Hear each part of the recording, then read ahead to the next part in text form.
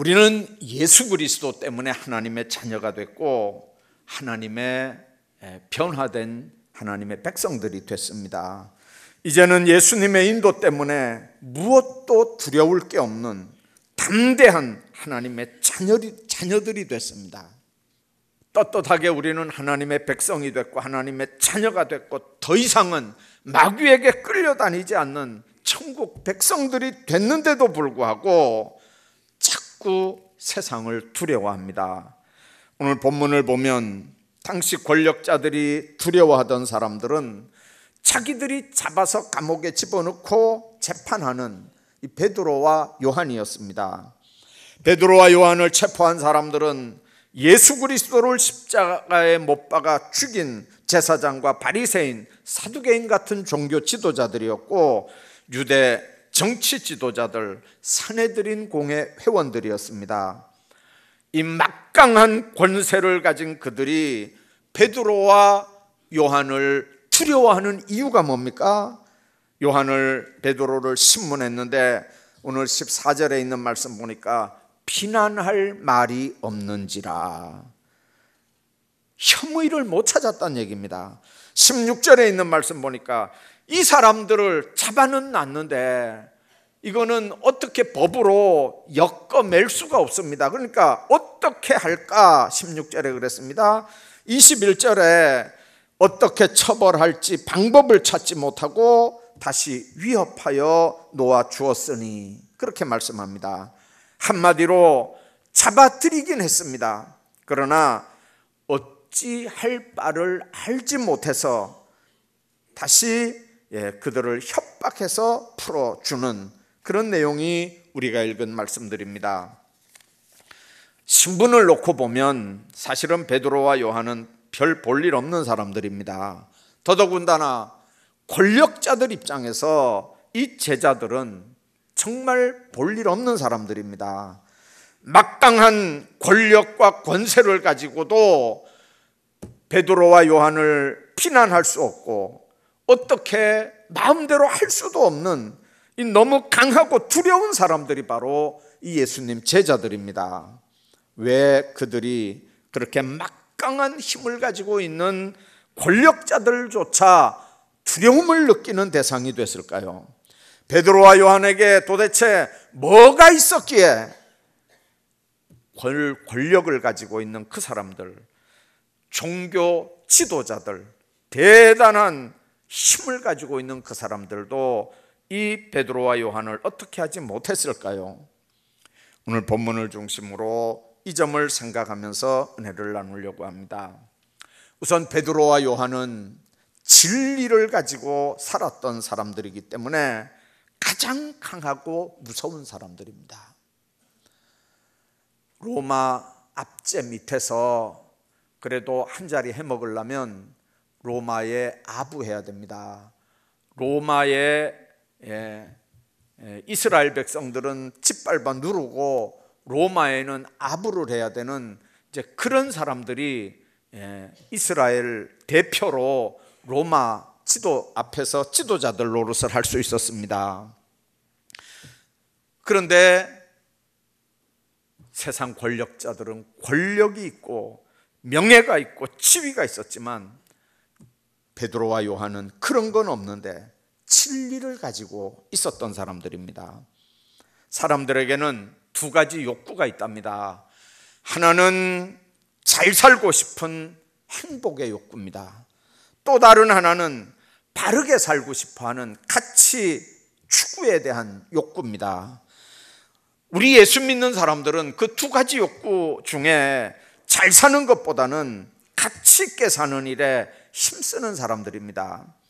우리 인생이 어떻게 하면 잘 먹고 잘 사느냐에 집착하게 되면 사람은 나약하게 됩니다. 비굴하게 됩니다. 잘 살기 위해서는 수단과 방법을 안 가리게 됩니다. 물질의 노예가 됩니다. 경제적으로는 좀 손해를 보고 인간관계에서는 좀 부족하게 보인다고 해도 사명을 가진 사람들은 하나님 앞에 올바로 살려고 노력하기만 하면 강해집니다. 담대해집니다. 떳떳하게 세상을 삽니다. 세상에는 인간을 잘 살게 하는 자연과학의 진리라든지 사상적인 여러 진리들이 있습니다. 자연과학 진리로 사람들은 점점 생활이 향상돼 있고, 사상적인 진리 때문에 인류의 모든 제도는 오늘까지 계속해서 이렇게 개선이 되어 왔습니다. 그러나 이런 자연과학의 진리나 사상적인 진리는 인간의 삶을 근본으로 변화시키지 못했습니다. 잘 먹고 잘 살긴 했습니다. 편안하게 편리하긴 했습니다. 구조도 바꾸고 기구도 개혁하는 일에 중점을 두긴 했습니다. 그래서 인간을 편리하게 했고 잘 살게 했고 다 그렇게 했지만, 그러나 인간을 점점점 더 살벌한 세상으로 만들어서 그런 세상을 살게 만듭니다. 그러나 하나님께서 인간을 사랑하셔서 인간을 구원하려고 인간에게 주신 영원 불변한 참 진리가 있습니다. 그 진리가 곧 예수입니다.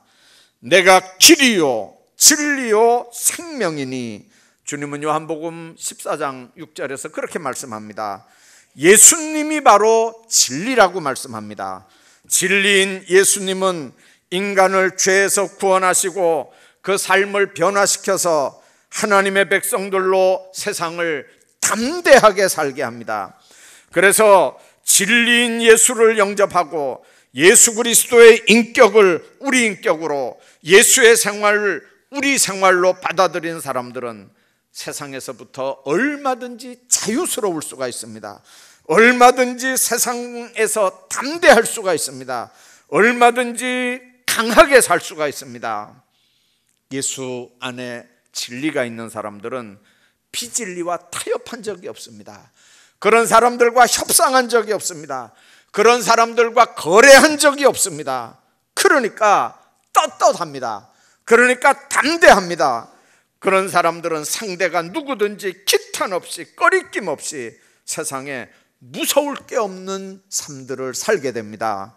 하나님만 두렵고 무서울 뿐입니다.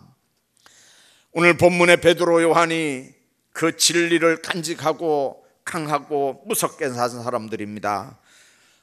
그 진리가 여러분을 자유롭게 하시기를 주의 이름으로 축복합니다. 그 진리가 여러분들을 세상에서 강건한 사람들 되게 하시기를 원합니다. 그 진리가 여러분들을 담대하게 세상 살게 하시기를 바랍니다. 세상의 어떤 세력도 여러분들의 대적이 되지 못하기를 주님의 이름으로 축복합니다. 베드로와 요한은 그 속에 진리만 있었던 게 아닙니다. 서로 사랑하며 협력했기 때문에 세상 사람들이, 권력자들이 예수쟁이들은 무서운 사람이다, 두려운 사람이다, 그렇게 생각했습니다. 요즘에는 권력 잡은 사람들이 예수쟁이들을 하나도 두려워하지 않습니다. 예수쟁이 10명이면 10목소리가 나거든요. 장로교만 139개입니다. 대한예수교 장로회가 붙은 교단이 139개예요. 그러면 정치하는 사람들이 기독교 대표로 어느 단체를 불러서 의논을 해야 되겠습니까? 그러니까 싹 무시해버려도 전혀 상관없습니다. 불교는 조계종 불러다가 의논하면 다 됩니다. 불교는 다 돌아갑니다. 캐톨릭은 교황 밑에 주교들이나 이런 추기경이나 이런 사람들하고 의논하면 다 돌아갑니다. 개신교는 그들보다 몇 배가 더 많은데도 목소리가 다르니까 힘이 없습니다. 두려워하진 않습니다. 지금 제자들이 사내들인 공의에 서 있지만 중요한 건 살기가 등등한 장로와 제사장들보다 하나님이 더 크게 보인다고 하는 부분입니다. 자기들을 잡아서 자기들을 죽일 수도 있는 그 사람들이 더 큰 게 아니고, 더 무서운 게 아니고, 그들이 더 크게 보이는 게 아니고 하나님이 더 크게 보인다는 게 이 사람들의 장점입니다. 여러분들, 성령이 충만하니까 성령 받음으로 세상과 나는 간 곳이 없고 나를 구속하신 주님만 보이는 겁니다. 그전에도 그랬습니까? 아닙니다. 성령 받기 전에는 안 그랬습니다. 사람이 크게 보였습니다. 제사장 집에 조그만 비자 계집종이 너무 크게 보입니다. 하속들 군병들이 너무 크게 보입니다. 그래서 그 사람들 앞에서 저주하며 맹세하면서 예수님을 부인하는, 정말 자신이 생각해도 치욕적인 인생을 살았던 베드로입니다. 그런데 성령 받고 보니까 사람보다 하나님이 더 크게 보이는 겁니다. 여러분들, 성령 받은 사람과 안 받은 사람의 차이점이 바로 그겁니다. 사무엘상 15장에 보면 사울 왕에게 하나님은 아말렉을 진멸하라고 명령을 합니다. 하나님께서 사울에게 명령하니까 사울이 나가서 전쟁을 했습니다. 이겼습니다. 아말렉 왕 아각을 사로잡았습니다. 많은 짐승들을 산채로 다 끌고 왔습니다. 하나님은 왕도 죽이고 사람도 다 죽이고 짐승도 다 죽이라고 했는데, 문제는 진멸하라고 한 명령을 순종하지 않고 살려서 데리고 왔습니다. 왜 그랬느냐 그러니까 하나님께 제사 드리려고 남겨가지고 왔다, 그렇게 대답을 했습니다. 그때 사무엘이 사울에게 아주 무서운 경고의 말씀을 합니다. 여호와께서 번제와 다른 제사를 그 목소리 청종하는 것을 좋아하심같이 좋아하시겠나이까?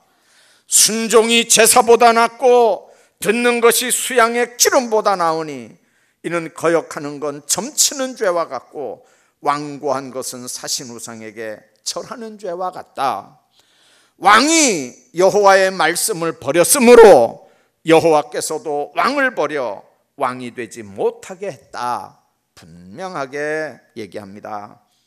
그때 사울이 사무엘에게 했던 고백이 뭡니까? 내가 여호와의 명령과 당신의 명령을 어긴 것은 내가 백성을 두려워하여 그들의 말을 청종하였습니다.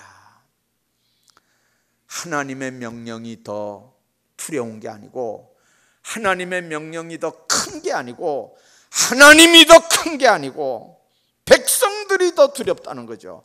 백성들의 말이 더 두렵다는 거예요. 그러니까 하나님의 명령은 무시할 수 있어도 그들의 명령은 무시할 수 없어서 그들을 청종했다는 겁니다. 여러분들, 사울이 하나님 말씀보다 백성의 말을, 요즘 같으면 여론을 더 무서워하니까 하나님이 두려워하는 게 아니라, 하나님을 두려워하는 게 아니라 백성을 두려워하니까 하나님 두려워하는 줄 모르고 세상을 사는 겁니다. 사람의 말보다 하나님의 말, 사람보다 하나님을 더 크게 여기고 두려워할 줄 아는 신앙생활 하시기를 주의 이름으로 축복합니다. 마태복음 14장 20절에 보니까 베드로가 제자들과 함께 배를 타고 바다에 있었습니다. 바람이 불고 풍랑이 막 일어났습니다. 그런데 보니까 앞에서 예수님이 오십니다. 베드로가 예수님한테 그랬습니다. 주여, 만일 주시어도 나를 명해서 이 물 위로 걷게 하소서. 예수님께서 베드로를 보시면서 그랬습니다. 베드로야, 오너라. 베드로가 예수님을 딱 바라보면서 배에서 딱 내렸습니다. 그리고 걷습니다. 그런데 웬걸요? 바람 소리가 크게 들리기 시작했습니다. 파도가 보이기 시작했습니다. 순간에 빠져들어갑니다. 예수님의 말씀이 바람 소리보다 클 때는 물 위로 걸었다니까요. 근데 예수님의 말씀보다 바람 소리가 더 크니까, 예수님이 보이는 게 아니고 파도가 보이니까 물속으로 빠져 들어가는 겁니다. 그때 예수님이 베드로에게 뭐라고 그랬습니까? 믿음이 적은 자여. 어떤 사람이 믿음이 적습니까? 예수님 말씀보다 바람 소리를 더 크게 듣는 사람은 믿음이 적은 자입니다. 예수님이 안 보이고 파도가 더 크게 보이는 사람은 믿음이 작은 자입니다. 그건 예수님께서 하신 말씀대로 의심해서 그렇습니다. 믿음이 적은 자여 왜 의심했느냐? 그리고 예수님께서 베드로를 끌어서 배에 태웁니다. 주님과 함께 배에 올랐더니 바람이 그쳤더라. 그렇게 말씀합니다. 여러분들, 인간적인 목적으로 모이는 공동체는 얼마 가지 않습니다. 강할 수도 없습니다. 많은 무리가 모여도 모래알처럼 뿔뿔이 흩어집니다. 그러나 몇 명이 모여도 예수의 영, 성령이 하나 되게 하신 것을 지키는 사람들이 모이면 그런 소수의 사람들은 막강한 힘을 가지고 세상을 변화시킬 수 있습니다. 왜 그렇습니까? 예수님께서 두세 사람 내 이름으로 모이는 곳에는 나도 너희와 함께 있으리라 그렇게 말씀했기 때문에 그렇습니다. 주님의 속성은 사랑입니다. 사랑으로 모인 공동체는 힘이 있습니다. 초대교회가 왕성하게 부흥했던 건 환난과 핍박이 있었습니다. 예수 믿다 잡히면 순교했습니다. 그러나 그 이면에는 그들 가운데 예수님 때문에 서로 철저하게 사랑하는 사랑의 역사가 있었기 때문입니다. 그 뜨거운 사랑의 힘이 마침내 로마 제국을 복음으로 정복하고야 말았습니다. 우리가 그분 때문에 하나로 뭉쳐서 마음이 합하여지고 그분 때문에 하나로 뭉쳐서 사랑의 관계를 가질 수 있을 때 거기는 세상의 어떤 세력도 막을 수 없는 엄청난 힘을 가지게 되는 줄로 믿습니다. 그런 기적들을 경험할 수 있기를 주의 이름으로 축복합니다. 뿐만 아니라 베드로와 요한은 선교에 대한 확고한 믿음을 가지고 있었기 때문에 강하고 무서운 사람들입니다. 여러 면으로 신문을 하던 유대 지도자들은 마땅히 죄목을 찾지 못해서 그들을 석방을 할 수밖에 없게 됩니다.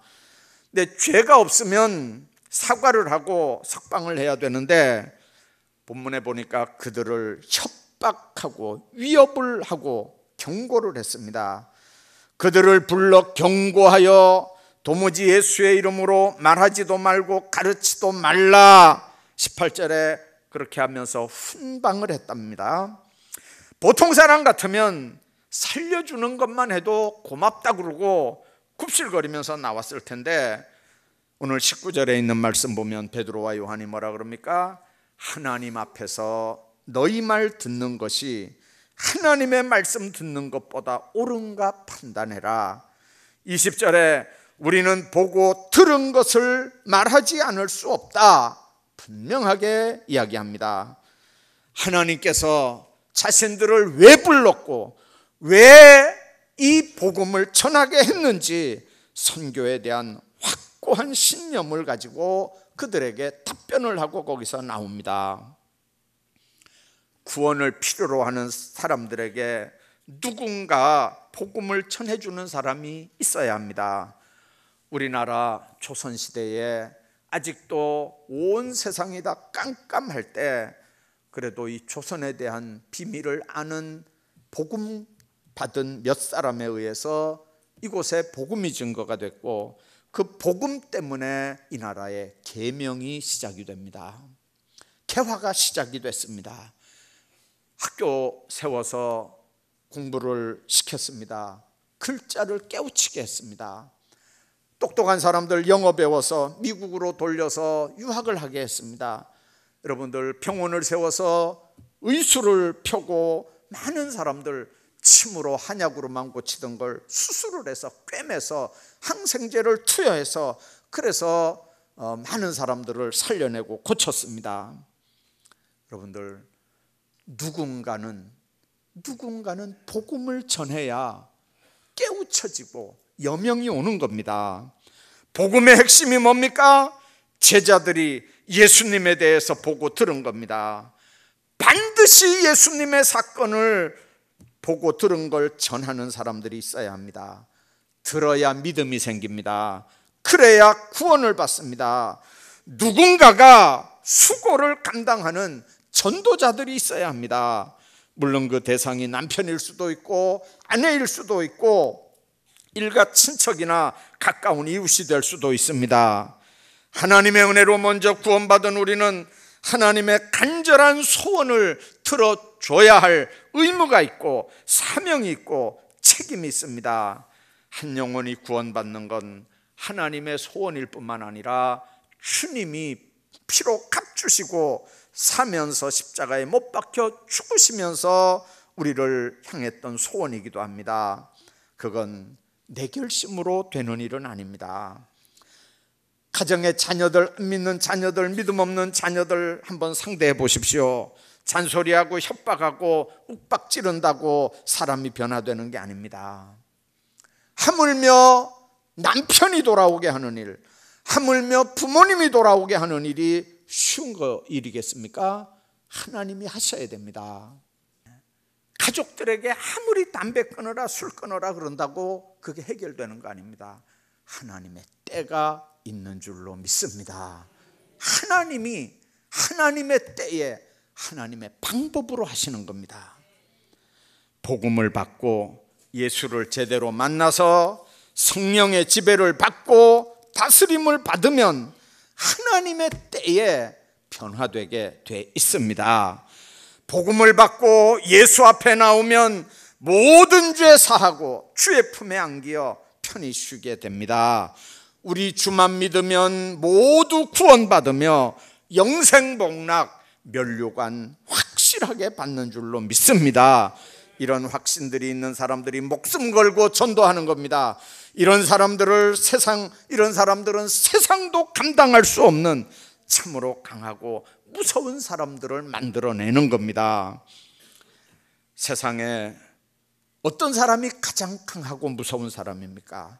살인, 강도, 무슨 유괴, 납치범, 아주 도적 사기꾼들이 무섭고 강한 사람이 아닙니다. 세상 권력을 쥔 폭군이 무섭고 강한 사람이 아닙니다. 정말 무섭고 강한 사람은 그 막강한 세상의 권력을 쥐던 폭군들도 어떻게 할 수 없어서 풀어줘버리는 그런 사람들이, 베드로, 요한 같은 그런 사람들이 무서운 사람들입니다. 참 진리인 예수님을 모시고 사는 사람들입니다. 사람보다 하나님을 더 크게 생각하면서 서로 협력하면서 주의 일을 감당하는 사람들입니다. 복음 선교에 대한 확고한 신념을 가지고 그런 상황에서도 복음을 전하지 않으면 내게 화가 있다고 하는 그런 신념을 가진 사람들이 무서운 사람들입니다. 그런 사람들이 세상 사람들 볼 때 강한 사람들입니다. 이제 여러분들 진리로 강해지시길 바랍니다. 하나님 의식하면서 사랑하면서 협력하는 삶 살기를 바랍니다. 선교 사명에 대한 확고한 신념을 가지시기를 바랍니다. 그것 때문에 교회가 존재합니다. 그것 때문에 세상 사람들보다 우리가 먼저 주님의 부름을 받았습니다. 그것 때문에 주님이 지금도 우리 생명을 지켜주십니다. 오늘도 영적으로 그 비밀들을 마음속에 간직하시면서 충전하는 축복들이 여러분들 모두에게 있기를 주의 이름으로 축복합니다. 주님 앞에 섭니다.